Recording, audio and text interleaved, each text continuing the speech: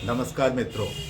आज मैं, यदि आप जीवन बीमा या गैर जीवन बीमा अभिकर्ता के लिए, एडवाइज़र के लिए, एग्ज़ाम देने के लिए चाहते हैं, तो इस वीडियो में मैं कुछ महत्वपूर्ण प्रश्न आपके लिए रखने जा रहा हूं। अगर आप इन्हें ध्यान से समझने की कोशिश करेंगे तो मुझे पूरा भरोसा है कि ये प्रश्न आपको परीक्षा को क्वालिफाई करने में बहुत हद तक मदद करेगा। मित्रों, आप जानते हैं बीमा करवाना जोखिम का ट्रांसफर करना है। जब एक व्यक्ति अपने जोखिम को बीमा कंपनी के ऊपर ट्रांसफर करता है, रिस्क ट्रांसफर, इसे ही हम बीमा कहते हैं। यदि जीवन बीमा कंपनी है तो वहां पर किसी व्यक्ति के जीवन के ऊपर का रिस्क ट्रांसफर किया जाता है। जीवन बीमा कंपनी हमारे अपने किसी भी व्यक्ति की आय को सुरक्षित करता है। मुख्य रूप से जो जीवन बीमा कंपनी का काम है वह यह है, किसी व्यक्ति के आय को सुरक्षित करना। यदि कोई व्यक्ति अपने जीवन भर में जो उसका मानव जीवन मूल्य है, जितना पैसा वो पूरे जीवन भर में कमा सकता है, अगर हम पर्याप्त रूप से एक जीवन बीमा कंपनी में बीमा ले तो अपनी उन आवश्यकताओं को, अपने उस इनकम को हम सुरक्षित कर सकते हैं। यदि हम नहीं भी रहेंगे तो भी जीवन बीमा कंपनी इस बात को सुनिश्चित करेगी कि जो इनकम हम अपने जीवन भर में बचे हुए जीवन में जितना इनकम हम अर्न कर पाते, वो जीवन बीमा के पॉलिसी के द्वारा उसका प्रावधान किया जाएगा। तो मुख्य रूप से जीवन बीमा कंपनी का ये उद्देश्य है। और गैर जीवन बीमा कंपनी में हम किसी वस्तु या किसी संपत्ति या आमतौर पर अपने वाहन का बीमा हम गैर जीवन बीमा में करवाते हैं।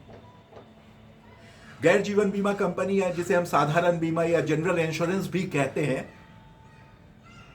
यूं तो हमारे देश में किसी भी प्रकार का ना तो जीवन बीमा कंपलसरी नहीं है, मैंडेटरी, कानूनी रूप से बाध्यता नहीं है, लेकिन सिर्फ एक बीमा है जो थर्ड पार्टी मोटर इंश्योरेंस, तृतीय पक्ष मोटर बीमा, जो जनरल इंश्योरेंस में कराया जाता है। सिर्फ थर्ड पार्टी मोटर इंश्योरेंस हमारे कंट्री में मैंडेटरी है। उसे वो कानूनी रूप से, अगर कोई भी वाहन हम रोड पे, सड़क पे लाते हैं तो उसे, उस वाहन का पहले हमें बीमा करवाना होता है। इंश्योरेंस का, थर्ड पार्टी इंश्योरेंस कराना जरूरी है। भले हम अपना इंश्योरेंस जीवन बीमा में ना कराए या अपनी गाड़ी का इंश्योरेंस गैर जीवन बीमा में नहीं कराए, लेकिन third party insurance, third party motor insurance, यानी कि यदि हमारी गाड़ी के द्वारा सड़क पे कोई व्यक्ति या कोई अन्य वाहन दुर्घटनाग्रस्त हो जाता है तो उसकी जो लाइबिलिटी है उसके लिए हमें बीमा करवाना, ये हमारे देश में कानूनी रूप से बाध्य है। इस बात का पर प्रश्न आता है कि हमारे यहाँ कौन सा ऐसा बीमा है जो कानूनी रूप से बाध्य है, तो उसका उत्तर होगा तृतीय पक्ष मोटर बीमा, थर्ड पार्टी मोटर इंश्योरेंस। ये आपको याद रखना है मित्रों। और बीमा करवाना क्या हुआ? बीमा करवाना जोखिम का हस्तांतरण है, रिस्क ट्रांसफर मतलब भी इंश्योरेंस। जीवन बीमा कंपनी में हम किसी व्यक्ति के जोखिम का ट्रांसफर करते हैं। कौन सा जोखिम है? तो अगर हमारे इनकम के लॉस का जोखिम, अगर कोई किसी व्यक्ति की अचानक मृत्यु हो जाती है तो उसके नहीं रहने से वो जो पैसा अर्न कर रहा था या आगे के जीवन में जो पैसा अर्न करेगा, उतने पैसे का उस परिवार को लॉस होता है, तो उसी की सुरक्षा हमें जीवन बीमा कंपनी में मिलती है। यदि हम पर्याप्त रूप से बीमा लेते हैं तो जीवन बीमा कंपनी के द्वारा वो पैसा मिलता है और उसकी भरपाई, इस लॉस की भरपाई होती है। और गैर जीवन बीमा में ये, यदि कोई हमारा वाहन है और उस वाहन को दुर्घटनाग्रस्त होने का जोखिम हमारे ऊपर है, उसके कारण जो आर्थिक क्षति पहुंचेगी, अगर उस क्षति को, उस जोखिम को हम अपने ऊपर वहन नहीं करना चाहते हैं, उस रिस्क को हम रिटेंशन नहीं करके उस रिस्क को हम ट्रांसफर करना चाहते हैं, तो हम अपने गाड़ी का भी, हम अपने वाहन का भी इंश्योरेंस कराते हैं और गैर जीवन बीमा कंपनी को एक प्रीमियम देते हैं। उसके बदले में गैर जीवन बीमा कंपनी हमारी गाड़ी को इंश्योरेंस देती है और जितना क्षति पहुंचेगा उस क्षति की भरपाई गैर जीवन बीमा कंपनी करती है। यदि हमारे गाड़ी का 5 लाख का इंश्योरेंस है, हमारे कार का, लेकिन हमें सिर्फ 25,000 रुपये का खर्चा आया एक्सीडेंट के बाद, तो सिर्फ 25,000 रुपये मिलेगा और 5 गैर जीवन बीमा कंपनी उतना ही पैसा देगी जितना क्षति होगा। तो हमारे वाहन को का बीमा भले ही गैर जीवन बीमा कंपनी के पास 5 लाख रुपए का था, लेकिन क्षति हमारे कार को जो दुर्घटनाग्रस्त हुई है और उसके मरम्मत में जो हमें खर्चा आया है वो सिर्फ 25,000 रुपये का आया है। तो गैर जीवन बीमा कंपनी हमें सिर्फ 25,000 रुपये देगी। हम ये नहीं कह सकते हैं कि इस गाड़ी का इंश्योरेंस मैंने 5 लाख रुपए का करवाया था और 5 लाख के का प्रीमियम दिया था, तो गाड़ी मेरी दुर्घटनाग्रस्त हुई है, भले ही 25,000 रुपये का ही खर्चा आया है, फिर भी आपने 5 लाख रुपए मुझे देना है क्योंकि बीमा मैंने 5 लाख का कराया था। गैर जीवन बीमा कंपनी में हम ऐसा बात नहीं कह सकते, क्योंकि गैर जीवन बीमा कंपनी का जो भी प्रोडक्ट है, गैर जीवन बीमा कंपनी के जो भी उत्पाद है वो क्षतिपूर्ति के सिद्धांत पर आधारित हैं। जितना आपको क्षति होगा वही पूर्ति आपको गैर जीवन बीमा कंपनी के द्वारा किया जाता है, जबकि जीवन बीमा कंपनी का जो उत्पाद है, जीवन बीमा कंपनी का जो प्रोडक्ट है, वो मूल्य पर आधारित संविदा है, वैल्यूड कॉन्ट्रैक्ट है। जीवन बीमा कंपनी मूल्य पर आधारित संविदा है। यदि आप 5 लाख का इंश्योरेंस कराते हैं किसी व्यक्ति का, उसकी मृत्यु होती है, तो उस कंपनी को पूरे 5 लाख रुपए भुगतान करती है उसके नॉमिनी को, क्योंकि उन्होंने प्रीमियम 5 लाख रुपए के हिसाब से दिया हुआ था। तो जीवन बीमा कंपनी मूल्य पर आधारित संविदा है। जितना मूल्य हम जितना प्रीमियम देते हैं, जो घटना के लिए वो बीमा किया जाता है, अगर वो घटना घटित होती है तो पूरा पैसा, पूरा भुगतान जीवन बीमा कंपनी करती है मूल्य के हिसाब से, जितना प्रीमियम हम देते हैं उसमें। जबकि गैर जीवन बीमा कंपनी एक क्षतिपूर्ति के सिद्धांत पर आधारित संविदा होती है। गैर जीवन बीमा कंपनी की साधारण बीमा कंपनी सिर्फ हमें जितना क्षति पहुंचता है उसी क्षति की भरपाई करती है। इस बात का हमें ध्यान रखना होता है मित्रों। अब हम बात करेंगे कि ये जो हमारी जीवन बीमा या गैर जीवन बीमा कंपनी बाजार में काम करती है, मुख्य रूप से 2 तरह की बीमा कंपनी आप कह सकते हैं, जीवन बीमा कंपनी, गैर जीवन बीमा कंपनी, या कुछ हेल्थ इंश्योरेंस कंपनी भी होती है जो एक्सक्लूसिवली खास तौर पे सिर्फ हेल्थ इंश्योरेंस प्रोवाइड करती है। लेकिन मुख्य रूप से हम कह सकते हैं 2 तरह की बीमा कंपनी हमारे देश में काम कर रही है। लेकिन जब इन जीवन बीमा कंपनी या गैर जीवन बीमा कंपनी, दोनों में डिफरेंस आपने समझ लिया। जीवन बीमा में किसी व्यक्ति का बीमा हम कराते हैं, वो हमें आय की सुरक्षा देती है, हम रहे या ना रहे, हमारी जो आवश्यकताएं, हमारा जो इनकम है उसकी भरपाई करती है जीवन बीमा कंपनी। और गैर जीवन बीमा कंपनी में किसी संपत्ति या किसी वाहन का हम आमतौर पे बीमा करवाते हैं। यदि कोई आग लग गया, चोरी हो गया, एक्सीडेंट हो गया, उसके कारण जो हमारे वाहन या प्रॉपर्टी को जो क्षति पहुंचती है, इन चीज़ों का बीमा गैर जीवन बीमा कंपनी में कराए। और गैर जीवन बीमा कंपनी का जो संविदा है, वो जो कॉन्ट्रैक्ट होता है, वो क्षतिपूर्ति के सिद्धांत पर आधारित होता है। जितना क्षति होगा उतना ही रुपया गैर जीवन बीमा कंपनी देती है। जबकि जीवन बीमा कंपनी का जो संविदा होता है, जीवन बीमा कंपनी का जो कॉन्ट्रैक्ट होता है, वो मूल्य पर आधारित संविदा होती है। आपने जितना प्रीमियम दिया है और जितने रुपए का कॉन्ट्रैक्ट किया है, वो पूरा रकम उस घटना के घटित होने पर मिलता है। तो ये डिफरेंस है दोनों में।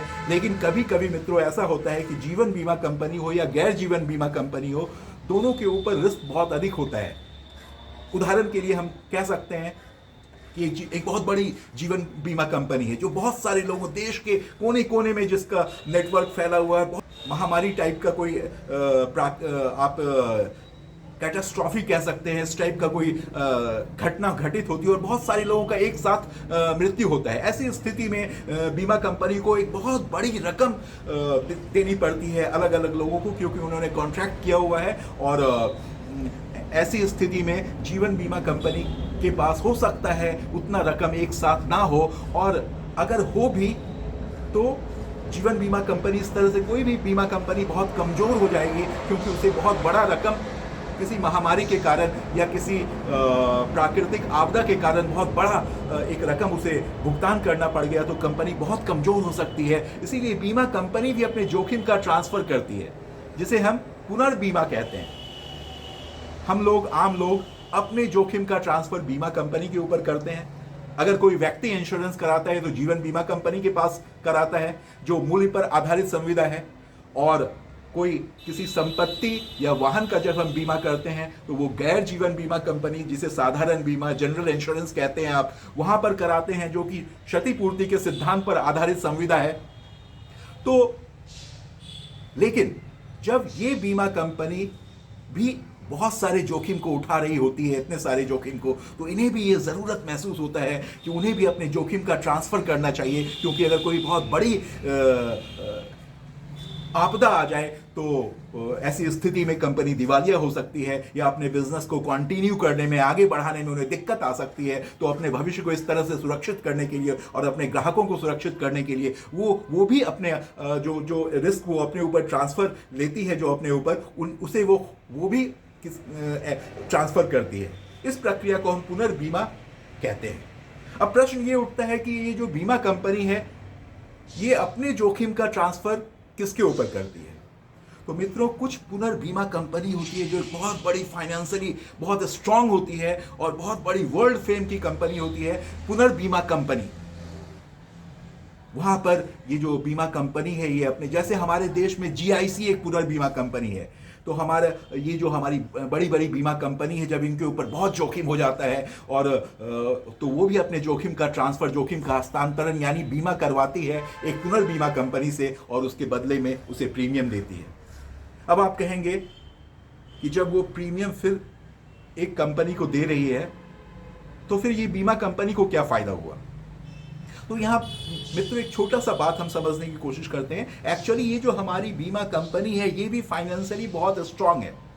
जिस कंपनी में हमने बीमा करवाया है, अगर आपने अपना बीमा करवाया है तो जीवन बीमा कंपनी में हम बीमा करवाते हैं, तो वो जो कंपनी है वो बीमा करता है, और मैंने अपना इंश्योरेंस कराया हुआ है, तो मैं एक इंश्योर्ड हूँ, बीमित हूँ।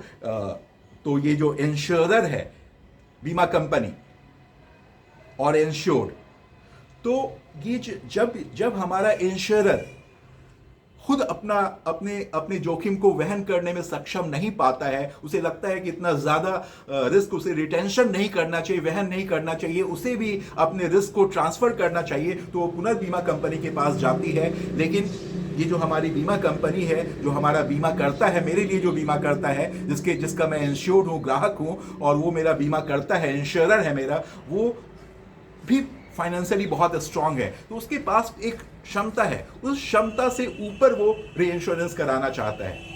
तो आप कह सकते हैं, जैसे डिडक्टिबल के साथ कोई अगर इंश्योरेंस होता है, कटौती के साथ, जैसे मान लीजिए आप मेरी 5 लाख की गाड़ी है और हम उसका इंश्योरेंस 2 लाख कटौती के साथ, 2 लाख डिडक्टिबल के साथ कराते हैं। डिडक्टिबल को आपको समझना पड़ेगा, क्योंकि इस पर प्रश्न आता है एग्जाम में, ये कटौती डिडक्टिबल क्या होता है। अगर मेरे पास एक गाड़ी है, उस गाड़ी का हम सीधा इंश्योरेंस आके 5 लाख रुपए का करवाते हैं, तो हमारा प्रीमियम, मान लीजिए एक उदाहरण के लिए मैं बता रहा हूं आपको, तो मेरा प्रीमियम आता है 12,000 रुपए का। वही अगर हम 2 लाख रुपए डिडक्टिबल के साथ कराए, तो उसका प्रीमियम आ रहा है 3,000 रुपया। एक एग्जाम्पल मैं आपको बता रहा हूं। तो ये प्रीमियम में इतना डिफरेंस क्यों आया?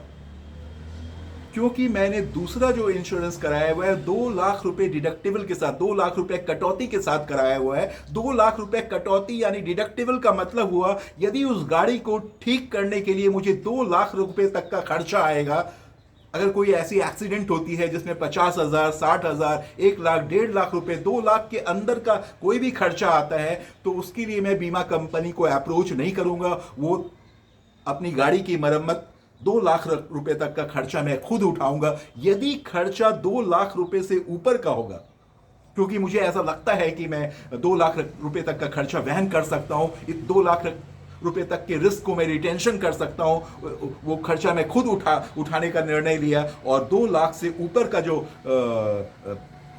खर्चा यदि आता है तो उसको मैंने ट्रांसफर किया हुआ है। तो मैंने जो बीमा लिया वो 2 लाख रुपए डिडक्टिबल के साथ लिया, तो हमारा प्रीमियम बहुत कम हो गया।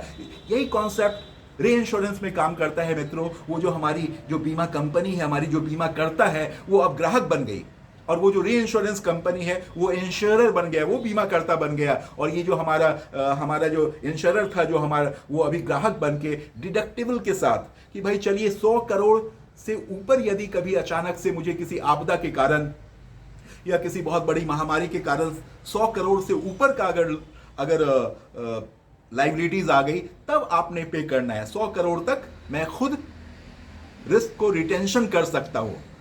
100 करोड़ से ऊपर का रिस्क मैं आपके ऊपर ट्रांसफर कर रहा हूं। एक उदाहरण के लिए मैंने 100 करोड़ का एग्जांपल लिया, तो इस तरह से उसका प्रीमियम बहुत कम हो जाता है, क्योंकि वो डिडक्टिबल के साथ ये एक री इंश्योरेंस करती है। तो मित्रों, आपको समझना, तो री इंश्योरेंस के कॉन्सेप्ट को आपने समझ गया।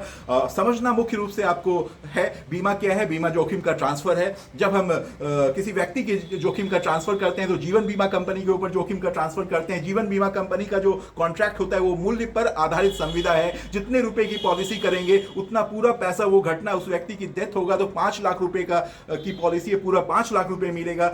गैर जीवन बीमा में किसी वाहन, संपत्ति इत्यादि की बीमा करते हैं। कोई आग लग गया, कोई चोरी हो गई, उसके कारण जो क्षति पहुंचता है, तो सिर्फ जितना क्षति पहुंचा उतना ही पैसा गैर जीवन बीमा कंपनी, साधारण बीमा कंपनी देती है। इसीलिए गैर जीवन बीमा कंपनी के कॉन्ट्रैक्ट को हम क्षतिपूर्ति कॉन्ट्रैक्ट कहते हैं। जितना क्षति होता है सिर्फ उसी क्षति की पूर्ति वहां की जाती है गैर जीवन बीमा कंपनी में मित्रों। तो और जब ये बीमा कंपनी या गैर जीवन बीमा कंपनी अपने जोखिम को ट्रांसफर करती है तो इसे किसके ऊपर करती है? री इंश्योरेंस कंपनी के ऊपर करती है, पुनर्बीमा कंपनी के ऊपर करती है। उस समय पुनर्बीमा कंपनी बीमा करता हो जाता है, और ये जो हमारे लिए जो बीमा करता था वो अभी ग्राहक बन गया, और इस तरह से री इंश्योरेंस का कॉन्सेप्ट काम करता है मित्रों। तो ये इस पर भी काफ़ी प्रश्न रहता है। इन चीज़ों को हमें ध्यान रखना है, समझना है। ये हमारे लिए परीक्षा को पास करने में बहुत मदद करेगा। आपको धन्यवाद।